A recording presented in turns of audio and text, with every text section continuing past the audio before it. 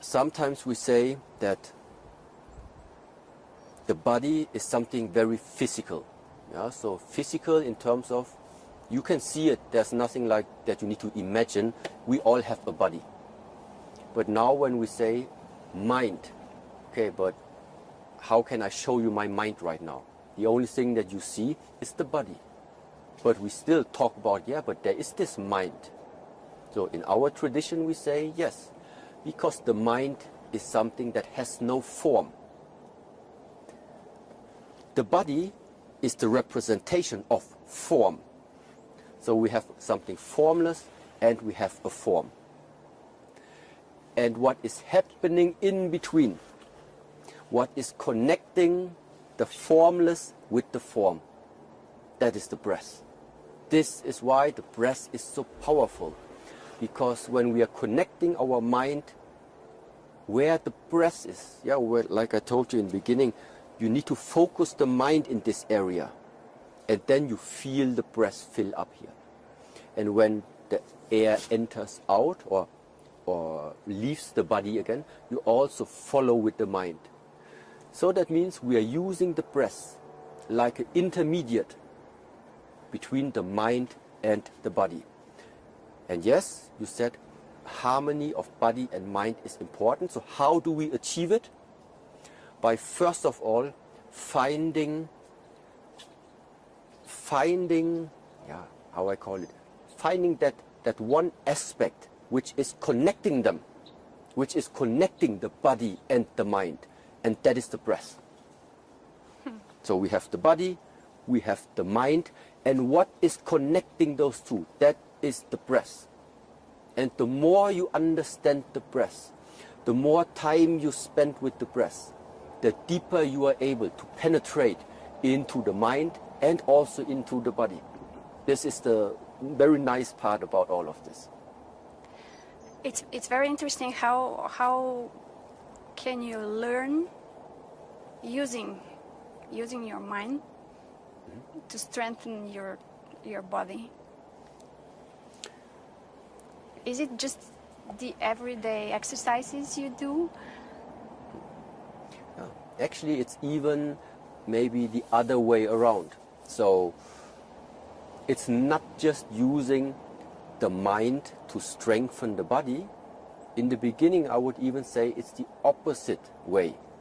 We are using our body to strengthen the mind, because it is the strength, it is the discipline, and it is the power of the mind that starts to make your dreams and your visions and the goals that you have, to make them come true. Yeah, because we all have like what we would like to achieve. Yeah, but how do you achieve things? Yeah, how can we focus on it? Yeah, well, you achieve things by staying committed. This is one thing. And second of all, by having a mind which is not easily breakable, which cannot easily break. And how this can happen? So, and this is why when we are using our body, for example, just standing in different positions, just staying still, 10 minutes, 15 minutes, don't move. Then what will happen is, slowly you start, maybe you get tired, the body starts to shake. But what is giving up the first is not the body. Normally it is your mind which starts to give up, because your mind is saying, oh, this is getting exhausting, how long do I still need to hold it, it's already shaking, I think I will stop it. And this is exactly the point where now, because your mind is challenged, because your mind right now is like, now's the time where you decide.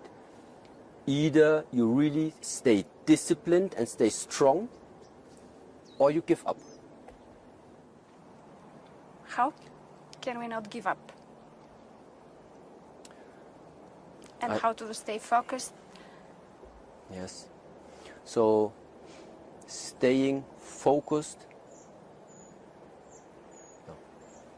What is giving up? Yeah, what is giving up is the mind. What for many people is giving up, what for many people is causing problems, what is causing the anxiety, what is causing that you have fear, what is causing that you're always worried about what will be, and all of these things are, what is the problem? The problem is the mind. The problem is the mind. So how do we solve it? By, first of all, learning more. What is the mind? Yeah, this is one very important aspect, to learn what is the mind. Because in the moment, yeah,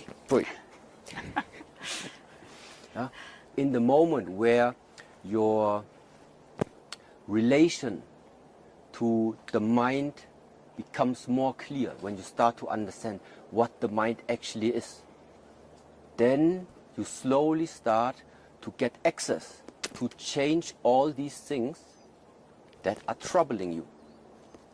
So ultimately what I want to say is, to solve all of these issues that the humans at the moment have, you have to learn more what is the mind. And therefore there are different methods, there are sometimes different teachings, different philosophies that try to explain to us what is like the mind. So, and it still is something very, very personal, everybody needs to learn, but you need a strong mind. If you want to change something about your life, you need a strong